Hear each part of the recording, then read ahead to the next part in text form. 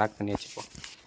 Okay, mother கையில் பிடிச்சிருக்கிறேன். நம்ம பேசுகிறது இதில் தானே ரெக்கார்ட் ஆகும். அதனால் இந்த ஆடியோ அந்த ஆடியோவில் வந்து ஃபோனோட வீடியோவில் நம்ம வாய்ஸ் சரியாக ரெக்கார்ட் ஆகிருக்காது.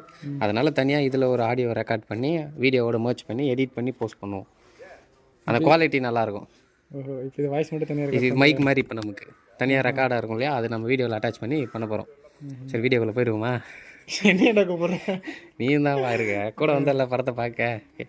மதராசி மூவியோட ரிவ்யூ தான் பார்க்க போகிறோம் இந்த வீடியோவில். ஆக்சுவலாக உனக்காக தான் நான் இந்த மெத்தடு ஒரு 6 செக்ஷனாக பிரிச்சிருக்கோம். இதெல்லாம் யார் யார் பண்ணான்னு கூட தெரியாது. இது எது கூட எனக்கும் தானே தெரியாது. ஆனால் நம்ம வந்து மூவி தானே ரிவ்யூ கொடுக்க போகிறோம். யார் யாரும் தெரிஞ்சு மட்டும் நம்ம என்ன பண்ண போகிறோம்? கரெக்டு தானே? டைரக்டர் பேர் மட்டும் போட்டானுங்க, முருகதாசுட்டு. அது மட்டும் பார்த்தேன். அது எல்லாருக்குமே தெரியும். சரி, என்னென்ன அந்த 6 செக்ஷன்னா, ஃபஸ்ட்டு டேரக்டர், அடுத்து ஸ்க்ரீன் பிளே, அடுத்து BGM, fight sequence, story, artist and அவங்களோட ப்ரெசன்ஸ் எப்படி இருந்துச்சு. ஃபஸ்ட்டு வந்து டேரக்டர் பார்த்துருவோம். உனக்கு வந்து சரி, நீ உன்னோட பாயிண்ட் ஆஃப் வியூலேருந்து எப்படி சொல்கிற நீ? ஏஆர் முருகதாஸ் அவரா? என்னை பொறுத்த வரைக்கும் கொஞ்சம் துப்பாக்கி படம் மாதிரி எடுக்கலான்னு சொல்லிட்டு அந்த ஒரு இதுவில் எடுத்த மாதிரி இருந்துச்சு இந்த படம். ஓகே, எனக்கு வந்து என்னோட இது என்னென்னா, பெரிய பெரிய டேரக்டர்ஸ்லாம் வந்து பெரிய பெரிய ஹிட் கொடுக்க தவறிட்டாங்க இல்லையா. ஸோ அப்படி தான் மீம்லாம் போட்டுனுக்குறாங்க. பட் எனக்குமே அந்த படம்லாம் நல்லா தான் இருந்துச்சு. நான் குறிப்பிட்டு சொல்ல விரும்பலை. பட் பேர் வேணால் சொல்கிறேன். டைரக்டர் சங்கர், அப்புறம் லோகேஷ் கனகராஜ், இந்த மாதிரி இவங்கெல்லாம் வந்து ஏதோ ஃபெயில் ஆகிட்டாங்க அப்படின்ற மாதிரிலாம் மீம் போட்டுனுக்குறாங்க. பட் எனக்கு வந்து இந்த படத்தில் என்னென்னா, ஒரு எக்ஸ்பெக்டேஷன் கிடையாது, ஒரு டீகோடிங் கிடையாது. இந்த படமாக, அதாவது ஒரு லோகேஷ் கனகராஜ் படம்னா எல்சியூ அந்த மாதிரியான டீகோடிங்கெல்லாம் வச்சு ஒரு எக்ஸ்பெக்டேஷன் வச்சு அந்த படம் இவங்களோட எக்ஸ்பெக்டேஷன் ரீச் பண்ணலன்னா அந்த படம் ஃப்ளாப்புன்ற மாதிரியான மீம் தான் வருது ஆஸ் யூஸ்வல். ஆனால் அவங்க வந்து சினிமாக்காக படம் எடுக்கிறாங்க, இவங்களோட எக்ஸ்பெக்டேஷனுக்காக படம் எடுக்கலை. ஸோ அந்த வகையில் ஏஆர் முருகதாஸ் வந்து இவரோட பேட்டர்ன் வந்து எப்படி இருக்குன்னா, ஒரு சஸ்பென்ஸ் இருக்காது, ஒரு கேமியோ இருக்காது, ஒரு ட்விஸ்ட் இருக்காது. ஆர்டினரியாக கொண்டு போயிட்டே இருக்கும்போது நம்ம கூஸ் பம்ப் கொடுத்துருவாரு ஸ்டோரியில். அந்த ஒரு லைனப்லே ஆஸ் யூஸ்வல் அந்த ஒரு ஃபார்மில் இந்த மதராசி படம் வந்து எனக்கு நல்லாவே இருந்தது. ஸோ டேரக்டரோட செக்ஷன் முடிஞ்சு அடுத்து வந்து ஸ்க்ரீன் பிளேன்னா என்னன்னு சொல்லிடுறேன். இப்போ நம்ம வந்து மூவி ரிவ்யூ எடுக்கிறோம் இல்லையா, அந்த மூவி ரிவ்யூவே எப்படி கொடுக்கணும்னு நான் ஒரு டிசைட் பண்ணுறேன். இப்போ இந்த கண்டென்ட்டு மதராசி மூவி ரிவ்யூ தான் கண்டென்ட்டு. ஆனால் அந்த கண்டென்ட்டை எப்படி நான் விஷுவலாக அவங்களுக்கு காமிக்க போகிறேன் என்னோடய சப்ஸ்கிரைபர்ஸ்ன்னு நான் ஒரு டிசைட் பண்ணுறேன். நீ இப்போ சொல்லு, ஸ்க்ரீன் பிளே பற்றி சொல்லிட்டேன்ல, படத்தோட ஸ்க்ரீன் பிளே எப்படி இருந்தது உனக்கு? ஸ்க்ரீன் பிளே பொறுத்த வரைக்கும் ஓகே தான், நல்லா இருந்துச்சு. ஓகே, ஸோ ஸ்க்ரீன் பிளே அங்கங்கே லேக் இல்லாமல் ஓகே, ஸ்டோரியோட கனெக்ட் ஆகி அதுக்கேற்ற மாதிரி நல்லாவே போச்சானா. எனக்கு வந்து இந்த லவ் சீன்ஸ் அதெல்லாம் தான் கொஞ்சம் லேக்காக இருந்த மாதிரி இருந்துச்சு. பட் ஓகே, அது கதைக்கு தேவை தான். அது லவ் சீன் இருந்துச்சானே தோணுது. இருந்துச்சுடா, அதான் பாவி, அந்த லவ் தான்டா படத்தில் கான்செப்டே. சரி, ஓகே, பிஜிஎம் பற்றி சொல்லு. பிஜிஎம்லாம் மாசாக இருந்துச்சு. சீரியஸ்லி அந்த இது வில்லன் கேரக்டர் வரப்போ பிஜிஎம் தான். ஹீரோக்கு போட்ட பிஜிஎம் விட வில்லனுக்கு நல்லா போட்டிருக்காங்க, நல்லா ஹேண்டில் பண்ணியிருந்தாங்க அதை. ஏன்னா ஒரு சீனுக்கு வந்து உயிர் கொடுக்குறது, இன்னும் எக்ஸ்ட்ராடினரியான ஒரு ஃபீல் கொடுக்குறது வந்து பிஜிஎம் தான். அந்த வகையில் இந்த படத்துக்கு வந்து பிஜிஎம் எக்ஸ்ட்ராடினரியாக இருந்துச்சு. அது சொல்கிறதுக்கு வார்த்தையே இல்லை. தேட்டர் எக்ஸ்பீரியன்ஸில் அடித்தூளாக இருந்தது. அடுத்து ஃபைட் சீக்வன்ஸ் சொல்லுங்கள். ஃபைட் சீக்வன்ஸ் நீங்கள் தான் ஃபிசிக்கலாக நிறைய பண்ணுறவங்களாச்சே, உங்களுக்கான செக்ஷன் தான் இது. நீங்கள் தான் பேசணும் முழுக்க. சார் வந்து பயங்கர ஃபிட்னஸுங்க, அந்த ஃபிசிக்கல் ஆக்டிவிட்டிஸ்லாம் பயங்கரமான ஆள். 6 பேக் வச்சுருக்காரு. நான் எனக்கு ட்ரைனிங் கொடுக்குறேன்னு சொல்லியிருக்காரு 6 பேக் வைக்க. அதை வச்சுட்டு அப்போது அது தனியாக வீடியோ பார்ப்போம். அது நடக்காதுங்க. அப்படிதான் ஒரு நாள் கூட ஓடிவோம், என் கூட ரன்னிங் வந்தேன், மறுநாள்லேருந்து வரவே இல்லை. அது சரி, விட்டுரு, அவுட் ஆஃப் கண்டென்ட் போகாதீங்க. ஃபைட் சீக்வன்ஸ் சொல்லு. இது கட் பண்ணி தேட்டரில் அந்த வித்யூட் அவர் ஃபைட் பண்ணும்போது ஒரு இதுவில் வந்து பிரேக்கான ஒருத்தர் திடீர்னு எழுந்து வந்துட்டான். அது கூஸ் பம்பாக பார்த்துனுக்கிறேன். அவனை பற்றி எல்லாம் சொல்லுங்கிறான். அவன் எப்படி பண்ணான், எப்படி ட்ரைனிங் எடுத்தான், என்னெல்லாம் பண்ணான்னா அந்த ஃபைட்டரை பற்றி அவ்வளோ சொல்லுங்கிறான். எனக்கு அவர் பேர் மட்டும்தான் தெரியும், ஆனால் அவரை பற்றி அவ்வளோ சொல்லுங்கிறான். இங்கே வந்து ஃபைட்டை பற்றி என்னடா சொல்கிறது? ஆஃப் ஸ்க்ரீனில் நல்லா பெர்ஃபார்ம் பண்ணுறீங்க, ஆன் ஸ்க்ரீனில் ஒன்றும் பண்ண மாட்டேங்கிறீங்க. சரி, விட்டு நானே சொல்கிறேன். ஃபைட் சீக்வன்ஸ் வந்து கொஞ்சம் டிஃப்ரெண்ட்டாகவே இருந்தது. ஒரு மேனரிசம், அப்புறம் அந்த இதுதான் நல்லா இருந்தது. சிவகார்த்திகேயனுக்கு அந்த ஆட்டிடியூட்லாம் சூப்பராக இருந்துச்சு. ஆனால் எனக்கு வந்து ஃபைட் சீனில் வித்யுத்தோட ஃபிட்னஸ்க்கு இன்னும் கொஞ்சம் நல்லா வச்சுருக்கலாம். ஓகே, அது இல்லைப்பா, அவருக்குன்னே ஒரு அந்த இது வேக்கப் ஆகி அவர் அந்த கோமாலேருந்து வெளியே வந்து அடியெல்லாம் எப்படி இருந்தது? ஹீரோன்னும் போது ஹீரோ அடிக்கணும் அடி வாங்கணும், அதுதான் கான்செப்ட் தமிழ் சினிமாவில். நீங்கள் இல்லைடா இப்போ வில்லன் நல்லா ஒன்று தாறு மாதிரி அடிச்சு அதுக்கப்புறம் ஹீரோ அடிச்சதான் கெத்து. அதான் ஆச்சு தெரிய விட்டாரு, ரத்தங்கத்தெல்லாம் வந்துச்சு. ஃபைட் சீக்வன்ஸ் எல்லாம் தரமாக இருந்தது வித் பிஜிஎம்மோட ஸ்டோரி. படத்தோட கதை நீ ஸ்டார்டிங்லேருந்து பார்த்துட்டு, ஆமாம் ஸ்டார்டிங்கில் ஒரு 15 மினிட்ஸ் கதையை விட்டுட்டோம். என்ன பாட்டு அது, புலம்பல சலம்பல் ஏதோ ஒரு பாட்டு. அந்த பாட்டு முடியும் போது தான் உள்ளே போகிறோம் நாங்கள் தேட்டரில். ஆக்சுவலாக 11:30 ஷோ பிளான் பண்ணி போனோம், ஆனால் 11:15 நாங்கள் உள்ளே போனதே 11:30க்கு. 15 மினிட்ஸ் விட்டுட்டோம். இன்னொரு டைம் போகலாமா? சரி நீ சொல்லு, ஸ்டோரி சொல்லு. ஒரு தடவை தான். சரி ஓகே, ஸ்டோரி சொல்லு. சரி ஸ்டோரி சொல்லு. ஸ்டோரி பற்றி சொல்லுங்கள். ஸ்டோரி ஒன்றும் டிஃப்ரெண்ட்டாக இல்லைங்க. வழக்கம் போல் இப்போ துப்பாக்கியில் எப்படி டெரரிஸ்ட்டை கண்டுபிடிச்சி அதை நியூட்ரலைஸ் பண்ணுறது, அதே மாதிரி தான் இதில் இந்த மாஃபியா கண்டுபிடிச்சி அது நடக்கணும்னு சொல்லிக்கிறார்.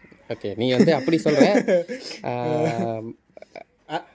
பட் இதில் என்னென்னா, அது ஆஸ் யூஷுவல் ஒரு படம்னு எடுத்துக்கிட்டோம்னாமே ஃபர்ஸ்ட் ஹாஃப் எப்படி இருக்கும்னா எல்லாரோட கேரக்டரும் இன்ட்ரோ ஆகி ப்ராப்ளம்குள்ளே எப்படி அவங்க உள்ளே வராங்கன்றது இருக்கும். செகண்ட் ஹாஃப் வந்து அந்த ப்ராப்ளம் எப்படி சார்ட் அவுட் பண்ணுறாங்கன்னு இருக்கும். மேக்ஸிமம் ஆன தமிழ் ஃபிலிம்ஸ் இப்படி தான் இருக்கும், ஃபர்ஸ்ட் ஹாஃப் செகண்ட் ஹாஃப் அப்படின்னு. ஸோ இந்த படத்தில் வந்து டிஃப்ரெண்ட்டாக என்ன பண்ணியிருக்காங்கன்னா, அது சம்மந்தமே இல்லாமல் உள்ளே வந்து அது அப்படியே கனெக்ட், லாஜிக்கலி எந்த ஒரு மிஸ்டேக்கும் இல்லை படத்தில். லாஜிக்கலி இல்லை. ஆனால் இன்னொரு விஷயம், அந்த கன் கல்ச்சர் வந்து ஸ்ப்ரெட் ஆக கூட சொல்லியிருக்காரு பார்த்தியா படத்தில். ஆமாம், அது யாரும் இது வரைக்கும் சொன்னதில்லை. அதுதான் எனக்கு பிரச்சனையாக இருந்துச்சு. ஏன்னா அது சொன்னது இல்லையா, மேக்ஸிமம் நிறைய விஷயம் வந்து படத்து மூலியமாக தான் ஸ்ப்ரெட் ஆகுது. அதனால் எங்கே இதுக்கப்புறம் அந்த கல்ச்சர் வரதுக்கான வாய்ப்பு இந்த படத்தை வச்சு அது மாதிரி பிளான் பண்ணுவானுங்களோன்ற மாதிரி எனக்கு தோணுச்சு. அது இல்லாதது நல்லது. எஸ், இதான தமிழ்நாட்டில் அது இல்லை, அந்த கன் கல்ச்சர் இல்லை. எதுவாக இருந்தாலும் திடீர்னு ஸ்கூல் பசங்க கன் வச்சு டப்பு டிப்புன்னு சுட்டுக்கிறாங்க மாறி. நான் ட்விட்டர்லலாம் வீடியோ பார்த்துருக்கிறேன். சும்மா கை கலப்பாகும், ஜூஸ் எடுத்து மேலே ஊற்றிப்பானுங்க, ஊற்றிக்கின்னு அச்சிக்குவானுங்க, பார்த்தா டக்குன்னு எடுத்து டப்புன்னு சுட்டுக்கிறானுங்க, செத்து போகிறானுங்க. ஸோ அந்த மாதிரி கல்ச்சர் இருக்கக்கூடாது. ஆனால் இல்லாத ஒன்றத்தை இங்கே எடுத்து வந்து சொன்னதால் எங்கே அது நல்லா தான் இருக்குது, ஆனால் எங்கே அது ஃப்யூச்சரில் வந்துருமோன்ற மாதிரியான தாட்டு தான் போச்சு. அப்படி தான் போச்சு எனக்கு. ஆனால் வர விட மாட்டாங்க, வாய்ப்பு இருக்காது இதெல்லாம். ஸோ நம்ம அரசியல்வாதிகள் நினச்சா வராது. சரி, இன்னும் டீப்பாக என்ட்ரி ஆகும் கண்டிப்பாக. அது விட்டுரு, நம்ம பாலிடிக்ஸில் நம்ம எப்படி பேசணும்னு உனக்கு தெரியும், வேணாம். ஸோ ஸ்டோரி வந்து பார்த்தீங்கன்னா அன்எக்ஸ்பெக்டட் கொஞ்சம். நான் வந்து படம் பார்க்குறதுக்கான காரணமே அந்த ஸ்டோரி தான். ஆல்ரெடி நமக்கு தெரியும், லவ்வுக்காக ஒருத்தன் போய் எப்படி அந்த ப்ராப்ளம்குள்ளே வரான், அவன் எப்படி அந்த ப்ராப்ளம் ஃபினிஷ் பண்ணுறான், இதுதான் ஸ்டோரியாக இருந்தது. எனக்கு என்னென்னா, இவ்வளோ பெரிய நெட்வொர்க் இருக்கிற ஒரு தப்பான கேங்கு அவங்களுக்குள்ளே போய் இப்படி ஒரு ஆர்டினரி பர்சன் லவ்வுக்காக போய் மாட்டினா என்ன பண்ணுவான். ஸோ கதை கொஞ்சம் டிஃப்ரெண்ட்டாக இருக்குல்ல கேட்கும்போதே, அப்படின்றதுக்காக தான் நான் படத்தை பார்த்தேன். நல்ல ஒரு சாட்டிஸ்ஃபேக்ஷன் இருந்தது. ஸோ ஸ்டோரி முடிஞ்சு. நெக்ஸ்ட் ஃபைனல் ஆர்டிஸ்ட் அண்ட் அவங்களோட ஸ்க்ரீன் ப்ரெசன்ஸ். உன்னோட பாயிண்ட் ஆஃப் வியூலேருந்து சொல்லு. இன்னொரு ரெண்டாவது இல்லை ஒருத்தர் இருந்தார், அவர் பேர் தெரில. அதாவது வித்யூட் அவங்களோட ஃப்ரெண்டு. S, friend. எனக்கு பொறுத்து அவரோட ஆக்டிங் அந்த இது எல்லாமே சூப்பராக இருந்தது. அவர் தான் எனக்கு படத்திலே போன மெயின் கேரக்டர் மாதிரி அவர் தான் நல்லா இருந்தது. அந்த மாதிரி இந்த படத்தில் ஹீரோக்கு வைக்கல, வில்லனுக்கு தாறுமாறாக வச்சிருக்கிறாங்க ஃப்ரேம். ஒரு இடத்துல வந்து பார்த்தீங்கன்னா அந்த சட்டை இப்படி கடிச்சு இப்படி இழுத்துட்டு நடந்து வரான், ஸ்லோமோ அந்த இடத்துல ஃப்ரேம் வச்சுருக்காங்க பாருங்கள், ஒரு மாதிரி ஆகுது. பாடியெல்லாம் இருக்குது, இந்த இடத்துல அந்த செஸ்ட்டு கட்டு தருது. ஜஸ்ட்டு அந்த ஒரு காஸ்டியூமாக இருக்கட்டும், அந்த மேனரிசம், அவங்க ஹேண்டில் பண்ணுற அந்த ஆட்டிடியூடு, இவங்க கேமராவில் கேப்சர் பண்ண அந்த ஃப்ரேமு எல்லாமே ப்ளஸ் வந்து பிஜிஎம் மிக்ஸ் ஆகும்போது அந்த இடத்துல பொரியாக இருக்குது. ஸோ வில்லனுக்கு வந்து சூப்பர். அதுலேயும் அந்த வித்யுத் மேலே ஒர்க் அவுட் பண்ணார் பாரு, அன்எக்ஸ்பெக்டட். எங்கடான்னு தேர்ந்துக்கிறாங்க, திடீர்னு தலைமை மேலே தொங்கிட்டு இருக்கான். வா ஆஸ் யூஷுவல். ஸோ ஹீரோவோட ஸ்க்ரீன் ப்ரெசன்ஸ் சொல்லணும்னா, இந்த படத்தில் வந்து acting wise much more improvement SK அவருக்குது. ஏன்னா ஹியூமர் பார்த்துருப்போம், அவரோட காமெடி இல்லை கிடையாது எப்பயும். ஆர்டினரி எஸ்கேவே கிடையாதுடா படத்தில். எவ்வளோ எஃபர்ட்டு, அந்த டக்குன்னு இப்படி தேடிட்டே இருந்து ஒரு மாதிரி முழிக்கிறது, அந்த ஒரு பிதாமகன் சொல்ல தெரியாதுடா. அது அப்படி வேணா சொல்லு. சீரியஸ்லி நீங்கள் அந்த படத்தை பார்த்தீங்கன்னா யூஷுவலான எஸ்கேவை நீங்கள் பார்த்துருக்க முடியாது. நான் வந்து நிறைய படம் பார்த்துருக்கேன், ஆனால் அந்த ஃபைட் சீக்வன்ஸ் அப்போ அந்த சைக்கோ மேனரிசம் பண்ணுறதுக்காக ஒரு சில ஆட்டிடியூட் இப்படி தலையாட்டு இப்படி ஒரு மாதிரி ரகடாக பண்ணுறது, அதெல்லாம் வந்து செம்மையாக இருந்தது. அட் த சேம் டைம் வந்து ஆக்டிங் வைஸ் ஒரு இன்னசென்ட் பாதிக்கப்பட்ட ஒருத்தன், அவங்க மேலே இருக்கிற அந்த அஃபெக்ஷன், அவங்க மேலே இருக்கிற அந்த அன்புக்காக எந்த எக்ஸ்ட்ரீமுக்கும் போவான்றத ஆக்டிங் மூலயமாவும் அந்த ஸ்டோரிக்கு கனெக்ட் ஆகிற மாதிரி எல்லாமே சூப்பராக இருந்தது. ஓவராலாக குட் தானே எல்லாமே. ஹீரோயின் ஃபஸ்ட்டு வந்து ஹீரோயின் நல்லா இருந்தாங்கல்ல. நல்லா இருந்தாங்க நல்லா இருந்தாங்க ஹீரோயின். அவங்க ஏதோ இது கன்னட மூவியில் ஏதோ பார்த்துருக்கேன் நான் அந்த ஹீரோயினை. இல்லைப்பா நான் இப்போ தான்ப்பா பார்க்குறேன். இல்லை அந்த மூவி பேர் கூட ரீசெண்டாக தான் பார்த்தேன். அது பார்ட் பியோ அந்த மாதிரி இருக்குது பேர் பார்த்து படம் பார்த்தோட படம் பேர் மறந்துட்டேன்டா. நல்ல படம் தான். பரவாயில்ல ஆனால் ஹீரோயின் ஞாபகம் இருக்காங்கல்ல. நல்லா இருந்துச்சு. ஸோ என்னை பொறுத்த வரைக்கும் இந்த படத்தையும் நான் தேட்டரில் எக்ஸ்பீரியன்ஸ் பண்ண சொல்லுவேன். ஹெச்டி வர வரைக்கும் வெயிட் பண்ண வேணாம். பெட்டர் தேட்டரில் எக்ஸ்பீரியன்ஸ் பண்ணுறது மச் நீட். அதுலேயும் டைலாக் எலிவேஷன் அப்போது அந்த எப்படி துப்பாக்கி எவன் கையில் இருந்தாலும் நான் தாண்டா இல்லை, அந்த டைலாக் நோட்டீஸ் பண்ணலையா? இது எங்கடா வந்துச்சு?